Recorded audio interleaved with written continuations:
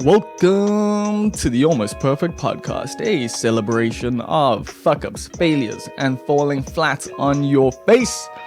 This is a podcast that believes you can learn from experience, but that experience doesn't have to be your own. Hi, I'm Bob Perfect and I'm a functional fuck-up. Let's learn from somebody else's mistakes.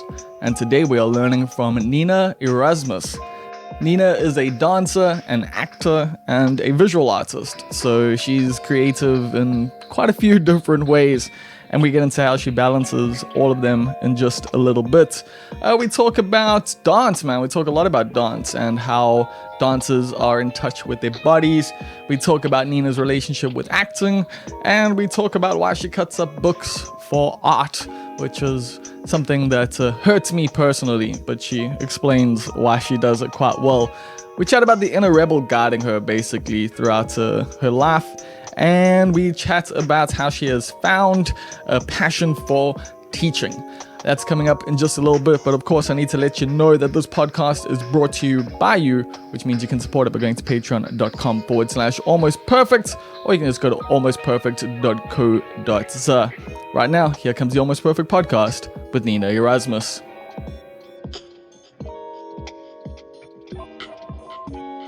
So how are you living, Nina? I'm living pretty well at this point in time. I feel independent and like I'm holding my own, and that's very liberating. Yeah, even in like this crazy industry where you have to sort of balance everything, or you have to do many things at the same time, and I just feel like my brain likes that. So I'm enjoying what I'm doing, and I'm doing it well. So that's pretty cool.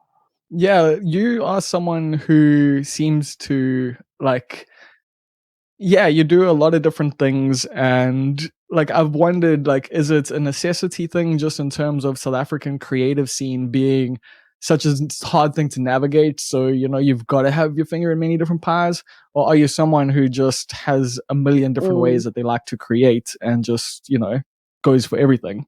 So it's definitely a bit of both actually, because there's these things that I do that I like, for say, work at Trabella at the restaurant, right? I don't necessarily want to be in the service industry for 10 years, but it's a very flexible industry. And right now I'm really actually enjoying going in and seeing how people make pizzas and seeing how people enjoy eating them, So it's stuff like that that's just like, I need that job. And then there's like Pilates that you also that I'm teaching, that I always thought that I was like it's just in the background. And I also did the course after I studied dance, so it's like, fuck, I can't just rely on gig after gig as an actress. So you have to sort of have something that's a bit more consistent, but you don't have to be at 9 to 5 every day, and you can sort of make it into your own schedule. And I thought Pilates was like just one of those, but then now it's starting to morph into something else, which is quite nice actually. And then on the other hand, which is the creatives, the way that I like to work that way as well. I discovered it's nice to do many things. Also, I don't know, just sort of my brain. Does that answer the question? My brain likes to figure it out, and I like to have flexible time, and my days be a little bit different every day.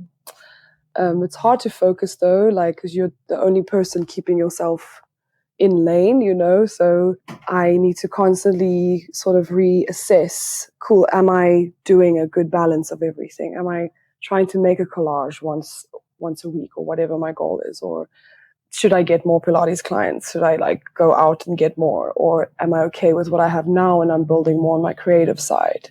So it's that, and it is fun actually. I really enjoy it. I relate to so much of what you're saying at the moment, just in terms of the balancing a lot of different things, because I'm someone who, one day I'll be writing a script, the next day I'll be working on jokes, the next day I'm working on the podcast, and the next day I'm doing copy for an HR company in Switzerland. It's like one of those things where I totally relate, but it is that tough thing of trying to manage the thing of because at the moment, I'm learning to do some HTML and CSS coding. And then I'm also, I've been learning script writing and just continually working on that, because that's where I would like to work. Those are the fields that I would ideally like to move into. but it's just trying to balance that off of actually making a living now. Totally. Because I also did a little bit of coding. It's lots of fun, actually. I really enjoyed that too. But it's like, is it cool? It works now. I have my little bit of my like bases covered, and then, but what I'm always thinking is, does it have longevity? Like, can I work like this and earn? Because I'm obviously, when I'm older, I'm going to have to earn a little bit more money, especially if you want kids. Then it's like, cool, but can I do this then? And you know what I mean? Like, so that's the scary part. But then that's where the upskilling comes in as well. Like you said, to upskill as you go, and then sort of keep that main goal in mind, because you have to. The mountain has to be big. I feel. I was always scared of the mountain that's big, but now it's like, if it's big, then there's actually so much space to go, and you don't know where the road is going to take you. You know, so I think the last 2 years, I've really been like trying to teach myself to not be scared of my dreams anymore, and to like not fake courage, but actually like go out and do something and learn your brain to be courageous. Because if it works out, or if it doesn't, and you still learn and you're still okay, then you sort of know how to have a bit more courage when you come to a certain thing or want to get to a place. Yeah, it's a lot like that adage of shoot for the stars and you might land on the moon. Exactly. Yeah. So what is the big goal at the moment? Or like you're saying, you've got big dreams that you're working towards. So what, if you don't mind sharing, what are they? What is the thing that's keeping you going? And that's like, allowing you to do all these different things. Just to give I'm going to give a little bit of background as well. If you want to hear the whole story, let's just start there, I guess. Please. I studied, so when I was 16, my mind was pretty much made up. I'm going to be a dancer. Like, that was like the thing that I wanted to be. And I think I was very naive, but coming from a small town, Poch, if you're not doing sports or academics, you're sort of outsider, and people, it's very easy to be weird in Poch, by the way. So people thought I was very strange. And I think that outsiders thing, right? That like outsiders thing sort of helps you to, also moves you in a direction, I guess. But so wanted to be a dancer. Then I went to dance school in Cape Town. It's called Kappa. It doesn't even exist anymore.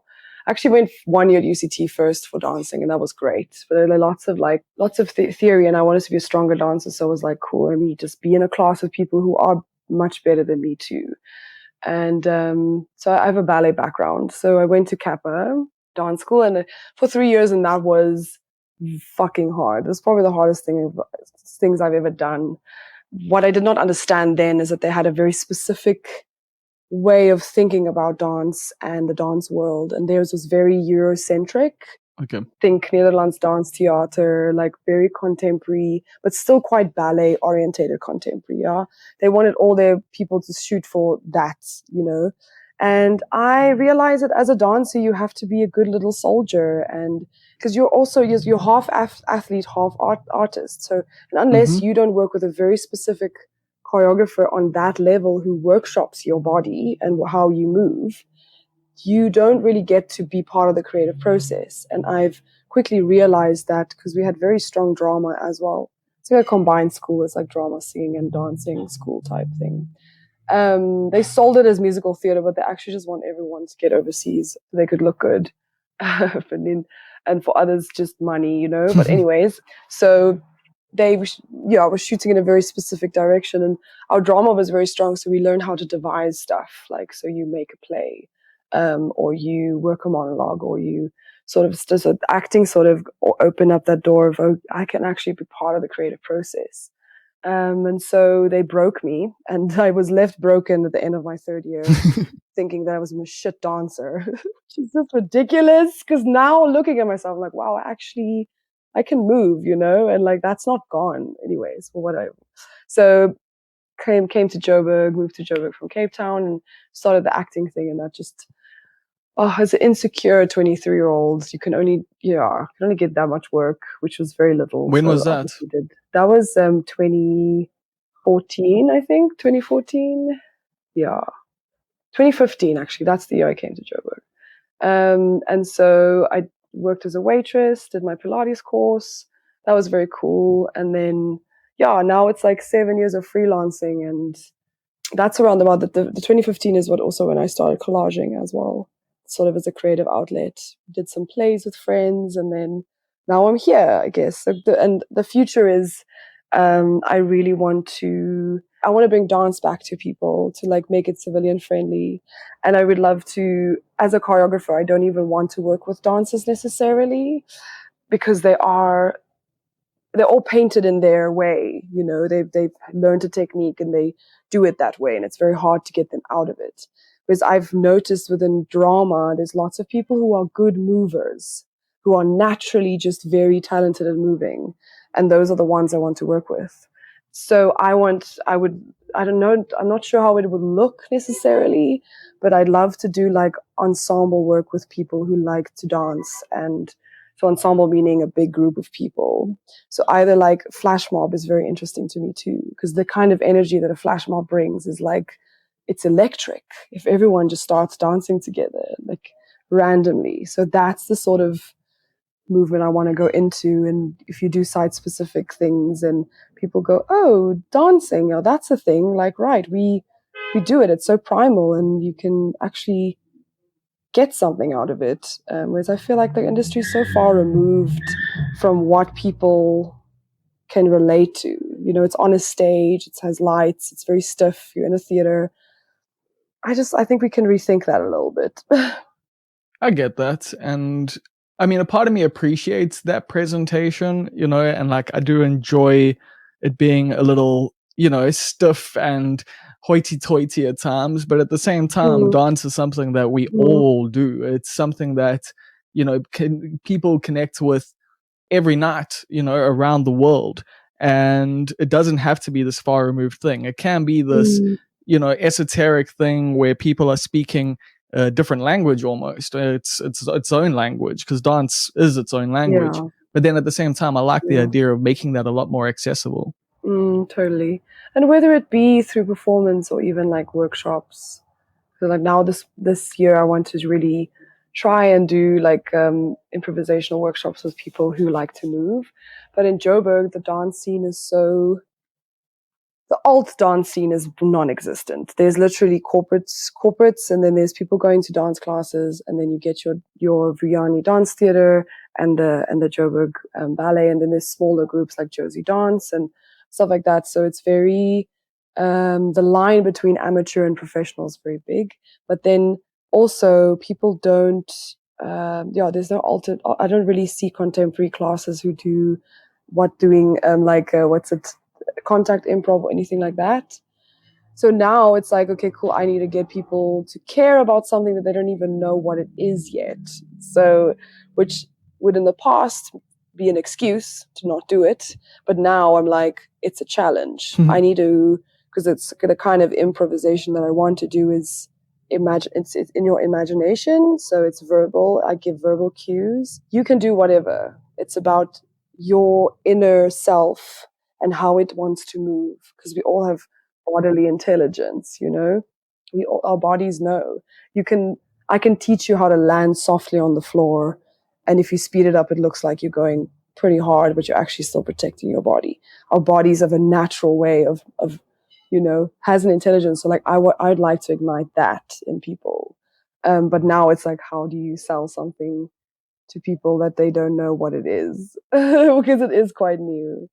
Yeah, it's interesting because I've chatted to like one other professional dancer on here, and it seems like dancers have like they're just more in touch with their bodies, like, and have this way of thinking about the world that is very different to the way I think about the world, to be completely honest with you. Like, it feels to be, I don't know, yeah, just a bit more body centric, where I'm a lot more in my own head.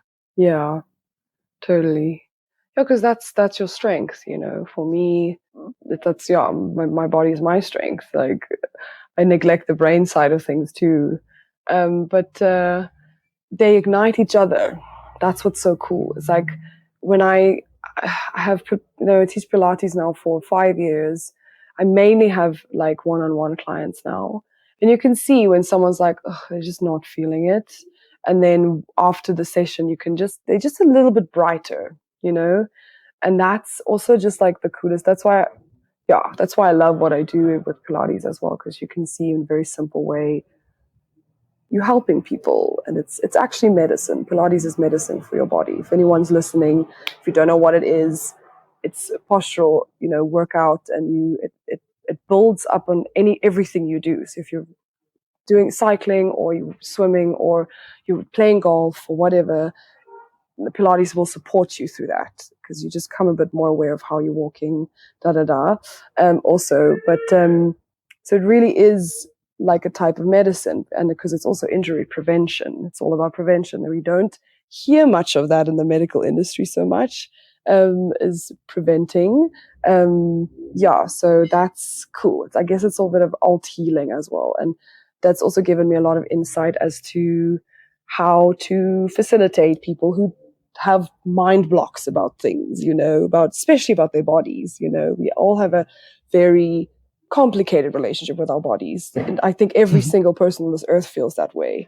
So it's sort of to like be pragmatic, but still have people curious and start to open up, That's what's also interesting for me, and a challenge. It's quite a problem solving thing as to how to lead someone into being open about something. Yeah.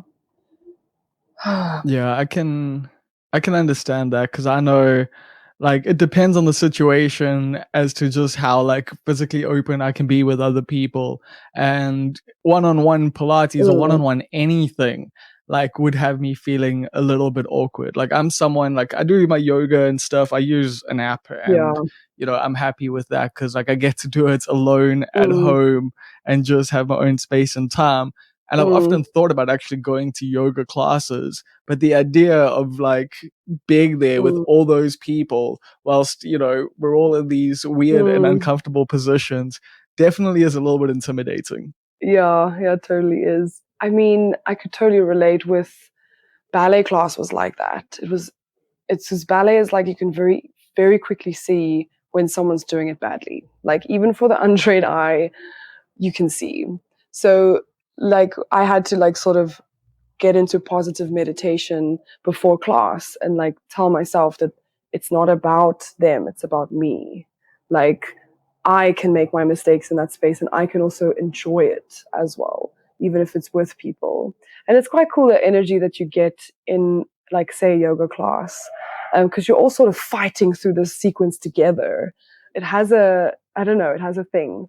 But I also get a lot of the people think that other people are looking at you, but most of the time they're also just either worried that other people are looking at them, or they're just like in their zone and they just want to do their thing. So if that helps, yoga class is fun.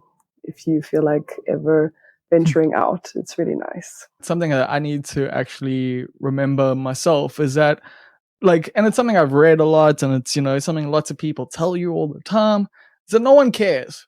Like, no one cares about what you're doing. You can just go about living your life and just enjoy yourself and just feel free and chilled. And yeah, maybe one or two people might actually look at you funny, but the reality is that most people are too busy thinking, I wonder if everybody else is looking at me, to actually be looking at you. Yeah, exactly that.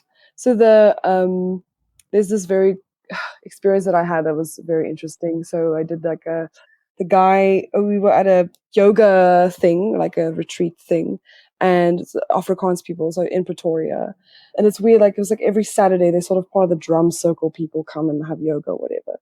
So there was this one guy teaching Tai Chi, and it's beautiful outside in the woods and stuff, right? And this couple comes, and this guy, and I could just see from the moment he just did not want to be there. His girlfriend talked him into it, and like, kom asseblief Johan, ons doen niks saam nie, asseblief doen dit saam met my Tai Chi. And he left his hat on and he was like, we started doing Tai Chi, and if you've never done Tai Chi before, like the first exercise, basically you just go inhale, arms up, exhale, arms forward, down in front of your face, down to your hips, like basically that. And he couldn't even lift his elbows. He was so awkward. You could just feel how he's like, oh, I can't move my body this way, so stiff and so like, because he had this preconceived notion of what it might be or how he might look. And that was just so fascinating. So eventually he left, like after the first, and it was so like, oh, relief, thank God he's gone, because now we can just chill and move, you know, like, but his mind was holding him prison. His mind was holding him prisoner to this actual nice experience he could have had doing Tai Chi in the woods. So yeah, mind is a powerful thing. Yeah, that's for sure. Although you're someone who I think obviously does like people looking at them, since you've become an actor and a dancer and a public Right. performer. So was that from a young age? Like, because you said you wanted to be a dancer from 16, but even younger than that, what was your creative like childhood like? Right. Yeah. See, I forget that. I forget that people don't like to be looked at. I absolutely adore it. It's really nice. Obviously, in the right setting. No, I was like that from 6 years old. I used to.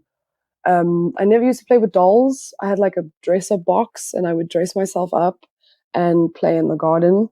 I had an older brother, so we like played cars together and stuff like that. But that was like my main activity, was just singing and dancing and playing dress up. I was extremely cute, very, very, very feminine young girl for sure. And I danced also from 6 years old. My mother never could do ballet because they were in like a very staunch in kerk that told them like that dancing was from the devil or some shit. And so she never Okay. danced, but she always tells a story that she goes to when her mother went to OK to grocer to go buy groceries. There was a ballet class across the road, so she would just go sit and watch girls do ballet. And she loves to dance. There was actually a point in time when my mother and I did ballet together, ballet class. She was like 39 and I was 12 or something. That's amazing. And she loved it. So she sort of took me to my first ballet class, and it just never occurred to me to stop. I don't know. It wasn't always that I loved doing it. I didn't like yearn to be a ballerina, but it was just this constant in my life, and it was like a place that I could go to escape all of it. And like, work. You could never be perfect in ballet, but you strive to perfection. Like it's like, but not in a toxic way. It's almost liberating because the limitations are endless. It's like if you work on your feet to get beautiful arches, then you get the beautiful arches, but now you can now think of your upper back. What's your upper body doing? And like, so it's like even the top ballerina will tell you what's her greatest flaw in dancing. Like, and it sounds hectic, but like, I feel like life is that. There's like limitless possibilities and things that can happen. So to strive for something, like at least strive for something. You know what I mean? Like, I don't know if that makes sense. Yeah, like it's a big thing, like why as much as I'm not like necessarily, I mean, I'm a fan of sports. I'm just going to say that. It's a complicated relationship. I used to be a sports coach and everything. But to me, it's important to have these things that you have in life that you strive towards, and it's a process that you get better at, because that teaches you so much about the rest of life. And it also does, it teaches you your limitations. Sometimes there are people out there that are better suited to the thing that you're doing than you are, or sometimes you've got different strengths. Maybe like in terms of cricket, they're tall so they can bowl fast, but you're short and you can maybe be a spin bowler. Maybe you can, be a good fielder in a certain aspect, and you can specialize in certain things and find your own strengths. And that is why, like, I think it's super important to have kids, involved in extracurricular activities, whether it's sports, whether it's something else that is constantly pushing them Martial to try arts. and just be a little bit better than the day before. That's essentially it to me. Yeah. Because for me, I'm a big fan of all of that, of just, it's not even about, being better than anyone else. It is just literally about being better than you. Yeah. So acting, what, obviously studying it drew you into it, doing drama and stuff, but was there a passion for it beforehand? Yeah, I did at school. We didn't have the subject, but we had like plays, like Kaka and Ka. Like Okay. what's it when it's cock on cock to kneel, like when they bring the schools together and they basically each do a play and then they have a competition. But I never really thought I was good at it, or that or that I could do both as well. So I really dig my like musicals. I love musicals, and that's like my nerdy thing. And I wanted to be in one until I worked backstage at Annie for like in 2017 where they were here. And then I realized, I don't know if I could do 6 shows a week. I don't know if I'm a 6 shows a week kind of gal. So in my mind, that was the only way the two could exist together, you know? But acting was sort of just, yeah, I don't know. Until I really did it, like for play, when I did my first play in Josie, like that we just devised, I only got like real positive, reactions back of like, oh, I can actually act. And I was like, okay, cool. Like, then I continue with the acting thing, you know? So, yeah, it was something that caught me a bit off guard in terms of where I thought my level was. I guess I also just, it's not really like my main goal. If acting doesn't work out, I'm not going to like be heartbroken.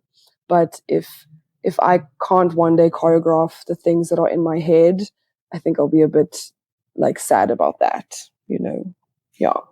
Yeah, that's interesting because like just in, modern society, I would expect that to be the other way around because being an actor is, at least in the art scene, as one of the higher forms, and especially in terms of money and fame and, just people knowing your work. Whereas dance is an art form that's beautiful, but not necessarily appreciated by the public.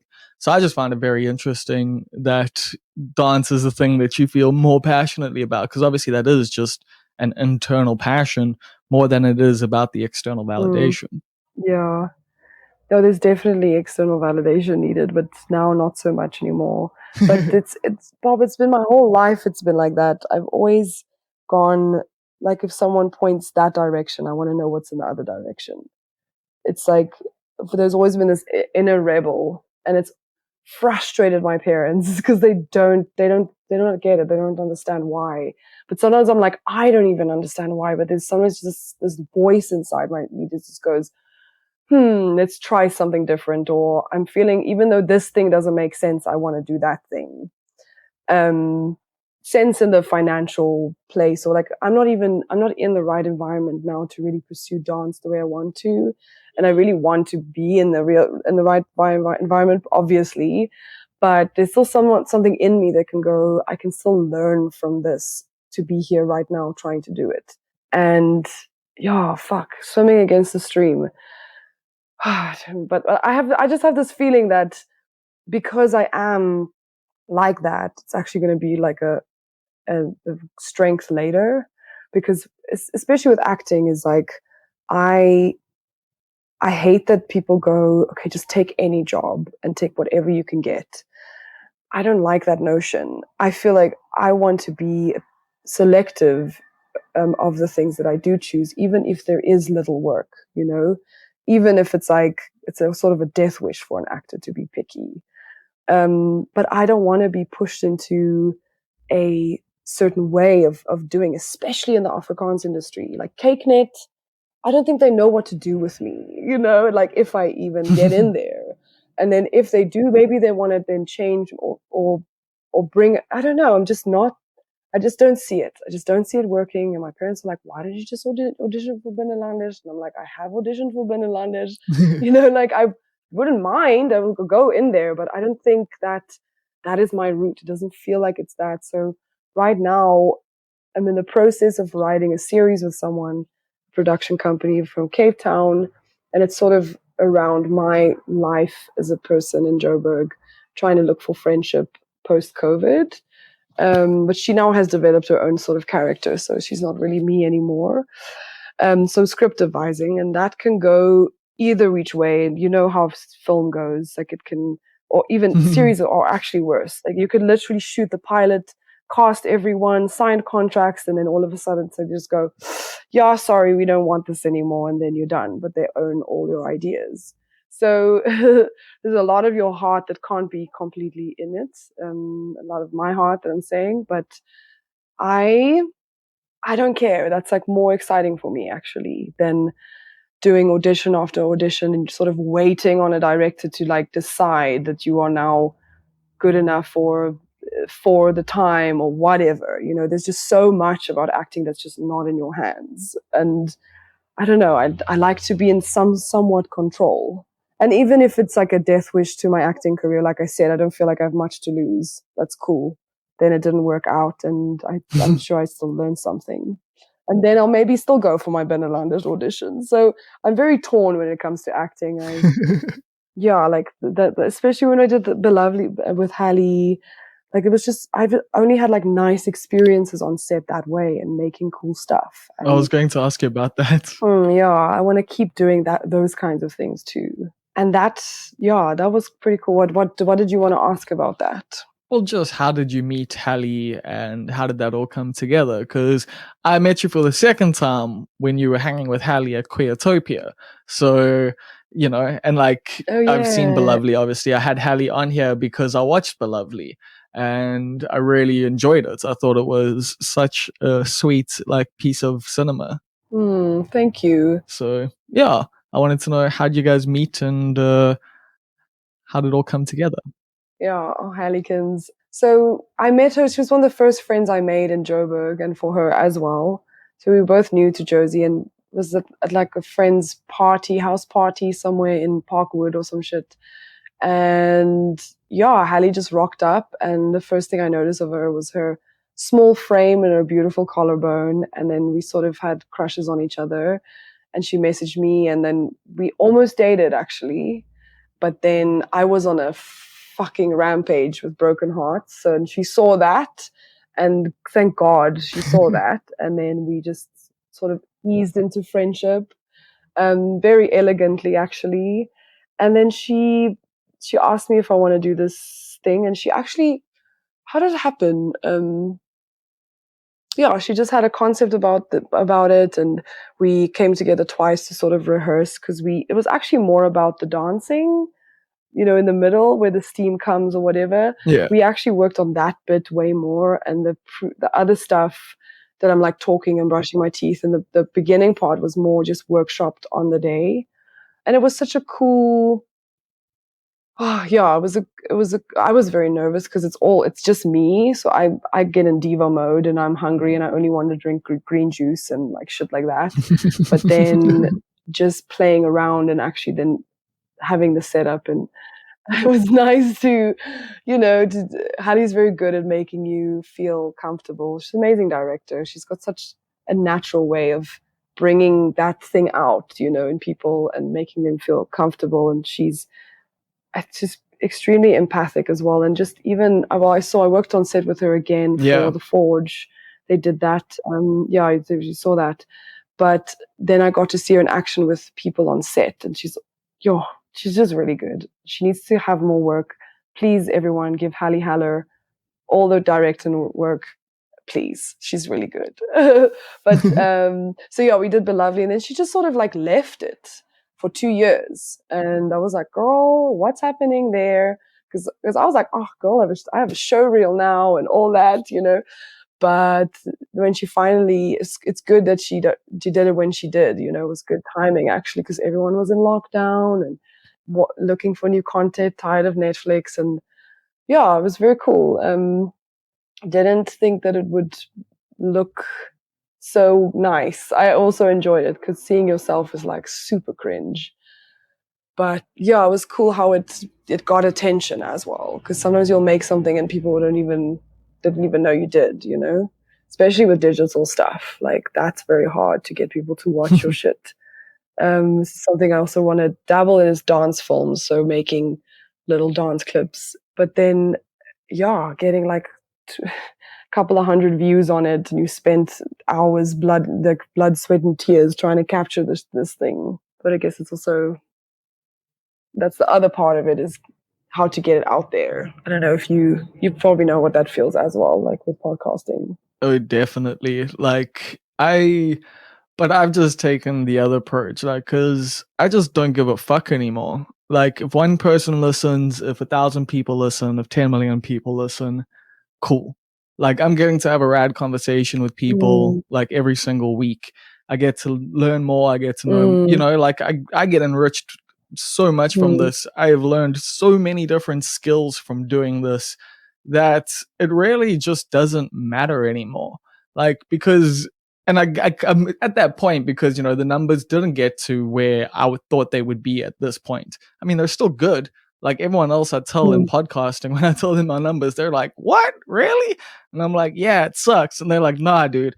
But at the same time, I'm comparing myself to people that I see who are right at the top and not like the people around me. And everyone kind of does that, I guess. It's more of just surrounding yourself to a good crowd, like the crowd of people, like people who inspire you. Like if you surround yourself with people like that, even just like on your phone, like the fucking algorithm, your Instagram, your like what you watch on YouTube, like you surround yourself with people who are good and what you can strive for and have a good vibe to them, then it'll come into your life as well.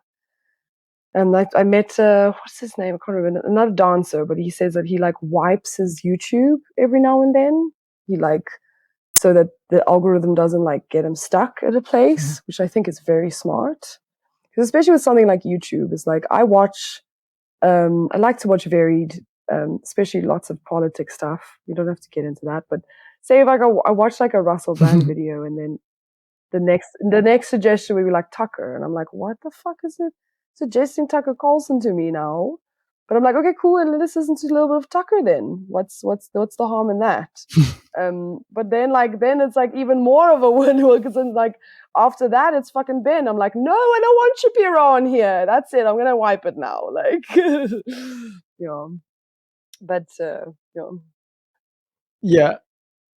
I feel pretty similarly. Like I use YouTube through, like I don't even log in like anymore. Like I'm using Vivaldi as my browser, and so there's a lot of anti-tracking stuff in it, and that's great. But yeah, for me the frustrating thing is I'll be watching like, video essays on different things, and then I'll get suggested Russell Brand, which personally, like, I'm never gonna click.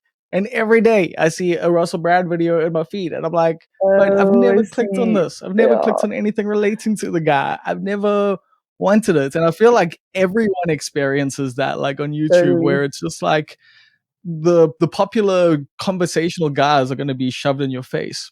Yeah, totally. That's what's sucky about the main platforms. And I think I've heard of a new social media called Minds. Apparently, they reward like it's easier to get like just to start out creators to get their work seen on there as well.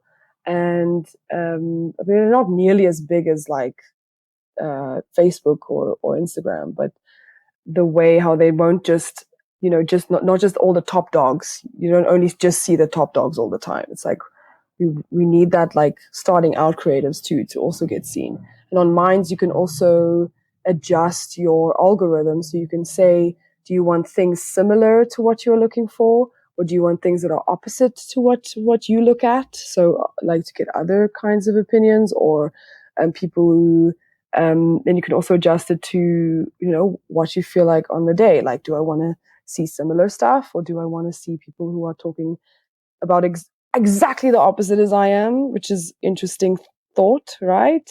Yeah. But they also still have and it's also truly open source. And they also have they also have like ways you can't just go and hate speech on there either, but because you get reported, but they don't like censor people. They don't throw people off of there unless it's like obviously call to violence or threats and shit like that, which is interesting. I think we're in need for frank and honest and open conversations right now. I think that's because we've been so divided. I'm with you. I just think that a lot of there's also a performance at the moment around frank and open conversations. You have a lot of people on YouTube and various other social media sites basically pretend like coming with the guise of like, hey, I just want to talk. But really what they're doing is just trying to rile people up onto their side, generates controversy, generates hits, and just keep the whole fucking like charade going. Like just to Culture like war. keep Culture contributing war going. to the fucking culture wars and stuff. Yeah. Yeah, exactly. Yeah. So Totally. it is, yeah. Like that's the thing. I agree with you in the frank discussion thing, but to me, I feel like that stuff's better done in person than it is through YouTube videos or through Yeah. tweets or through whatever. Totally. Yeah, but that's what I Maybe mean. like there are some people who take care. Yeah, like there are people who take care with it and do like create like really good stuff and write really like amazing articles and stuff on, you know, like laugh and politics and everything. But it's the people who are saying the most crazy and audacious shit a lot of the time and who are stirring the biggest pots that are the ones who get attention because that's how our current media environment is structured. Yeah. Yeah, you mean like mainstream media for sure. Yeah, but I mean, I kind of see all media in some way as mainstream media. But like, I think, I mean, there's like everything at the moment is influenced at least by like I don't even know what non-mainstream media would be. Like, you know, because if you've got a YouTube channel and you are making money off of that and millions of people are listening to you, that's Yeah. fucking mainstream to me. You Yeah. might be saying opinions that, you know, the government disagrees with or whatever, but you're still mainstream. Like if lots of people are sharing your opinions, if you're Yeah. propped up by the system, I don't know. To me, that seems mainstream. So I don't Yeah, know. but To me, it's all a big fucking yeah, I mess. hear you. But like people should also that we have a massive problem with journalists and people not being paid properly. Because I like to listen to people and their take on what's happening in the world, right? And I don't even, and I do even on YouTube, right? Even though they quite censor, they censor people quite a bit that side, right? So there is a need to have people analyze the shit that we see and what's happening because I don't have all the time to read all the articles, right? So now it's like, cool, I would like them to also get paid to do that. So then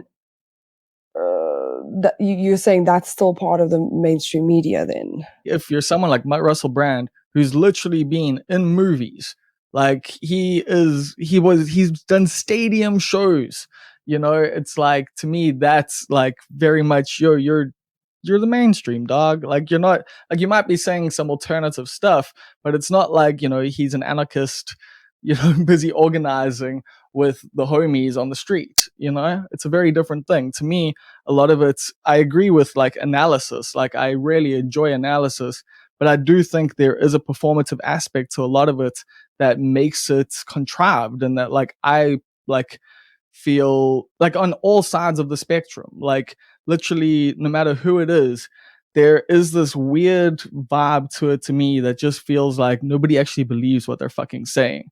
And they're all just saying it to get a rise out of people. Sweet. Yeah. Okay, cool. Ask me another question. Let's I think, shelve that. yeah, I think the internet was like, you know what, that discussion is gonna go like down. Yeah. Just leave it there. Yeah. Exactly.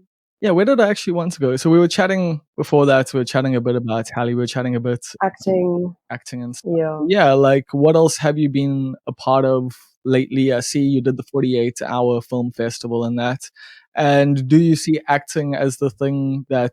Well, I guess you were saying like, oh, if it works out, it works out. But it is a way to make a living whilst you're, you know, trying to push the dancing stuff as well. And you were saying you want to make dancing films. So I take it there is, as much as you're a little bit like acting ambivalent about it, there is a future that you have in mind with it, right? Yeah, in some ways, for sure. I love film. I really would like to work in some capacity in film, whether it be. I really enjoyed doing like choreography on film as well.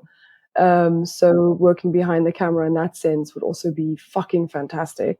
Acting now, honestly, as I see it right now, and I know this is horrible because there's so many actors out there who are like, this is my life and this is only what I want to do all the way, all the time. But for now, at this point, it's like, it's good practice, it's good PR also.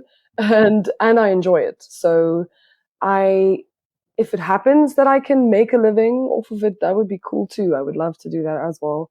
But I just know that I have, uh, I'd still like to do workshops and be creative with film. Because what's so nice about dance film is you only need 4 hours really, and a nice, if you want to make a short one, obviously, and a nice location. And then you can make a pretty cool video because you don't need much, because the dancing and the moving really ignites the whole thing. And if your music is strong, then it's nice to look at. So I'm also doing facilitating like drama workshops. We did one in Deep Sluit like 3 weeks ago with Sketch Productions, and it was about like sort of igniting people's political side, in the sense that South Africans are quite ambivalent about politics, but we all have power. Even some have more power for sure, but everyone does have power. So the workshop was all about igniting that care and what do they care about essentially, and how can they use that care and the tools we gave them with moving and drama, because we're all creatives, to tell stories again and to ignite them to make work again. Because the drama side of things in South Africa is scarily quiet, and I'm a little bit disappointed with the theater people, but I don't want to get into it. I want bad reps, but I'm a little bit disappointed in creatives staying so quiet. And I know that it's also a financial thing. Mm-hmm. Can't just be like questioning things out here, because your funding is also coming from specific places. That's exactly what I was going to say. But, and also we also need to fill our bellies. So I do also get that. But the frustration is there, and people, like, theater was the thing that brought like protests and apartheid like to a bit of a halt. It helped in the process of that. And now we are facing extreme inequality and class inequality and race inequality, and it's still like, why are we still making apartheid protest plays? And I'm like, where's the now plays? Like, but I think we're all very shell shocked, and I definitely have much compassion for that as well. But it was very cool to see how hungry these creatives were, and to, as a white person, also to connect with people in my country that I wouldn't have to ever really, because you're just in your, middle class bubble, and you don't have to like go outside of the bubble, or you're not forced to at all. And these workshops also help me to, it's a reality check, but it's also to see how hungry people are for expression, especially creatives. And that sort of, it also broadens the network. Like, if now I know more people who are movers and beautiful actors, and I can pull something together or find work, or, well, if someone's looking for someone, so that was a great experience. I would love to do that again, like teaching movement for that. So yeah, and then I don't know, what else did you ask? I forgot. Well, I was actually going to say, But like, it's a bit of a rant. have you always had, how long have you had a passion for teaching for? Because it seems like that's something that, through the Pilates, through dance, through a lot of what you're saying to me, seems like something that you've really grown into. Exactly. Yeah, I didn't think I was a good teacher until I taught Pilates, like classes, and then this last facilitation in Deep Kloof, sorry, was very cool to see that I can facilitate, and people were also very open and receiving, which is also nice. It makes it much easier. But yeah, I like really enjoy it actually. I always make jokes and say that I like Pilates because you tell people what to do and they do it. And it's not a good trait for a leader, but it's definitely a good trait for a teacher. But yeah, I enjoyed teaching, definitely, but it needs to be focused on what I'd like to do. And yeah. Cool. And then I guess the last bit, we can chat a bit about collages. You do something Right, to yeah. me that is absolutely abhorrent, and you cut up books. Why? Because people never look at them, these specific books. So all my books are resourced from like what's it like Thrift shops. charity shops. Yeah. And yeah, thrift shops, I don't ever pay more than like $30 a book, unless it's like a real special one. And then yeah, it's also sometimes I have to say, Bob, that I do have books on my shelves that it's very hard for me to cut up. I have a book on like carnivals all around the world that I got. That sounds And amazing. it's just there. I can't, yeah, it's very hard for me to do anything with it. So I do get my sentimental moments, but so with collaging is like, I don't know, you recontextualize the past basically, which is very cool. And I always say that I'm lazy. I don't like to draw, and painting is messy. So collaging is a really nice in between, I feel, an approachable medium.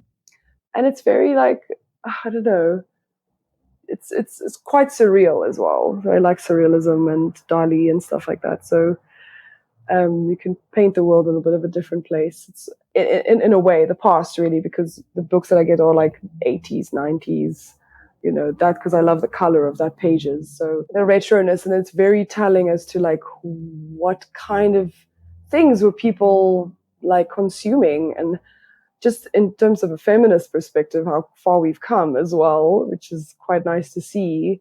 So that's fascinating. And I always tell people, because people have like coffee table books in their houses that they never open.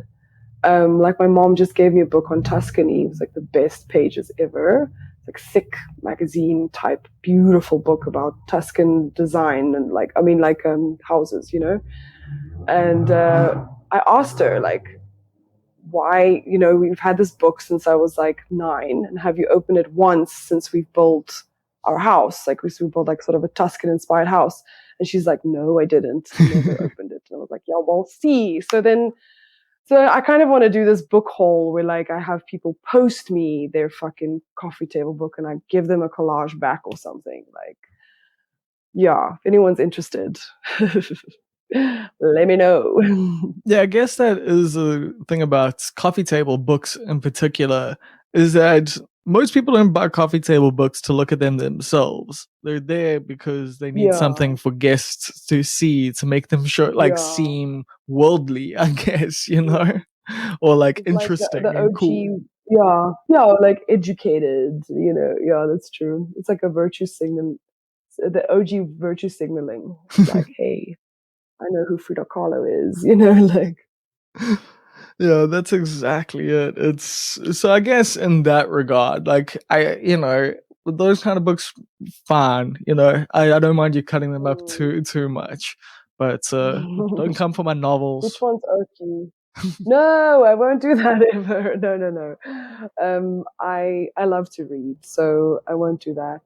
It's funny because I tell like secondhand bookstore owners sometimes, like, you know, I am a collage artist, and just to see the reactions. Like some people don't care. Some people are like, oh, awesome, that's cool.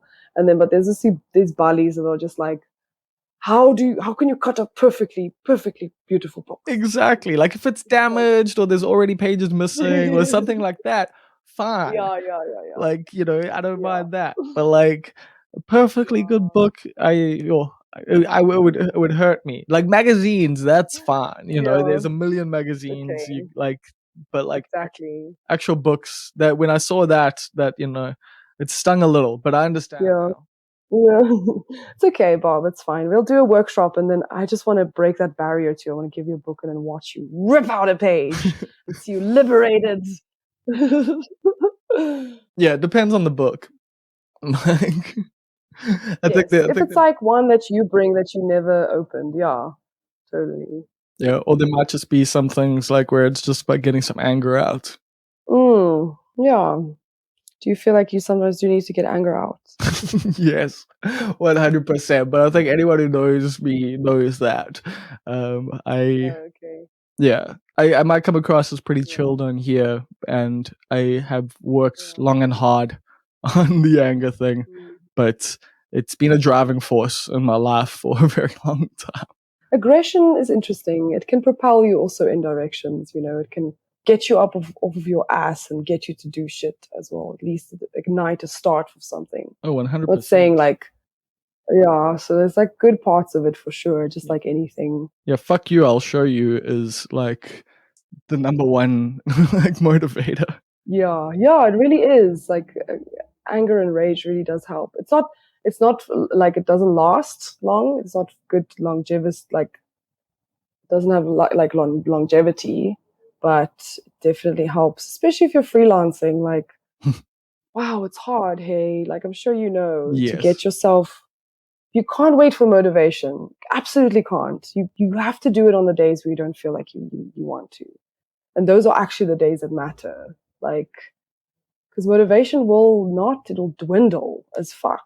Yeah. Yeah, you gotta.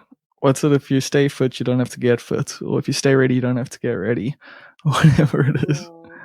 Yeah, exactly. That's how I feel about my acting. I feel like I need to get ready, like with my acting now. Made me like a bit more aware of it as well.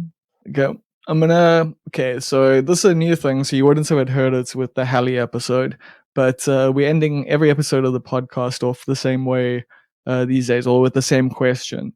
And basically, that question is, what is a huge mistake that you've made that you learned a very important lesson from?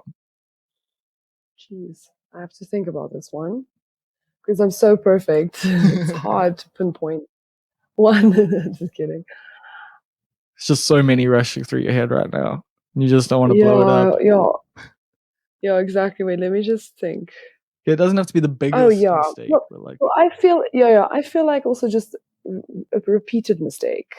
sure, Can that also be definitely. something like a lesson that you yeah was like sort of I think there was a time where I was very serially dating, so like and doing things for someone, right, as an excuse to sort of not work on myself and Okay. not take that same energy towards me. So I would like date projects of men and then forget about what I want and what my route is.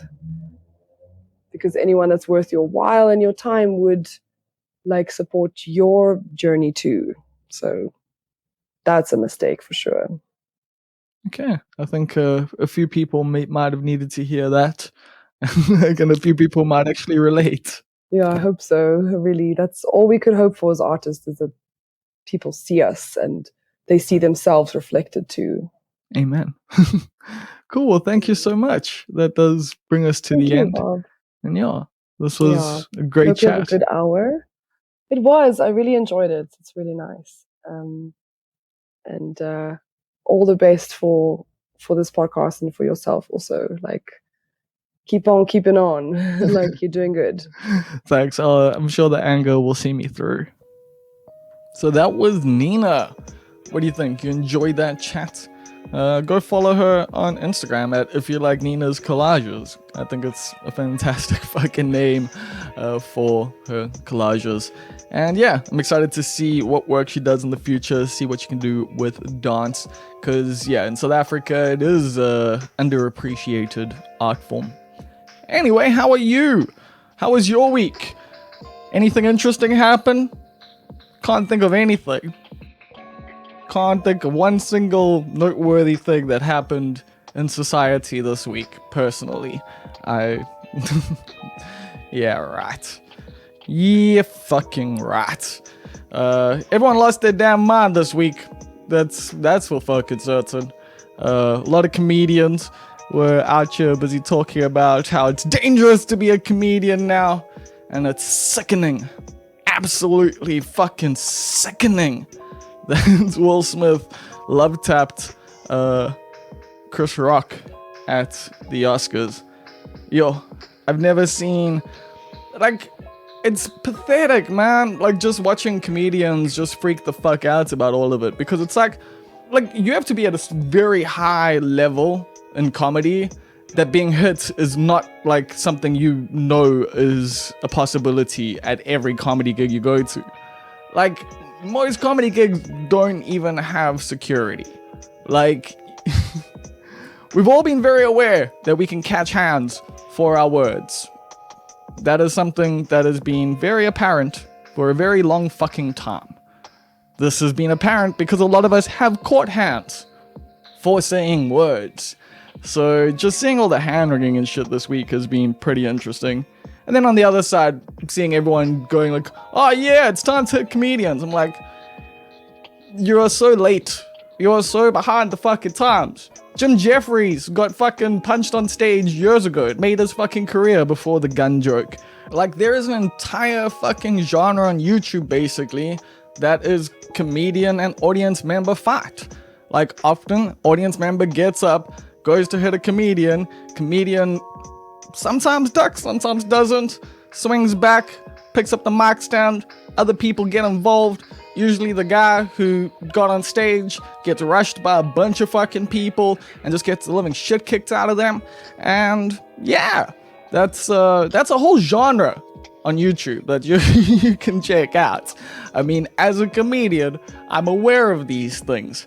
So, I don't know. I just think it's all been fucking... There's been a lot of bad takes. I'll say that much. A lot of people have said a lot of dumb shit. And I'm gonna leave it at this. If you truly believe in chat shit get banged, then maybe you should chat less shit. That's all I'm saying. That's all I'm saying. And with that said, I guess I need to let you know that I did put out an article this week, a top 5 podcasts you should listen to in 2022. It's just personal recommendations that I think you should listen to, since people do actually ask me. They're always like, what South African podcast should I listen to? So I made a little list that you can check out over at almostperfect.co.za. And other than that, it is now time for me to shout out the titular titles tier over at patreon.com/almostperfect. Now this is a tier, it is a $10 tier. It is the top tier, where you get to pick your title right here on the Almost Perfect podcast. So shout outs to Neil Green, our key grip, Vashendra Naidu, our spiritual advisor, Rose Ventura, our director of purchasing, Julian, our king, Karan Sneman, the Almost Perfect hedge fund manager, Russell Grant, the Far East correspondent, Karan Chetty, our assistant to the regional manager. Still looking for a regional manager? If that's you, $10 a month and it's yours. Kath Jenkin, inevitable ruler of the universe, and Queen Swifty. Chief Sales Officer of Subtle Heresies in the Greater Overberg region, Rousseau. Stephen Olivier, our executive producer, and our benefactor, who is anonymous. I want to thank you for listening all the way through to the end of the podcast, and I will catch you on the flip side.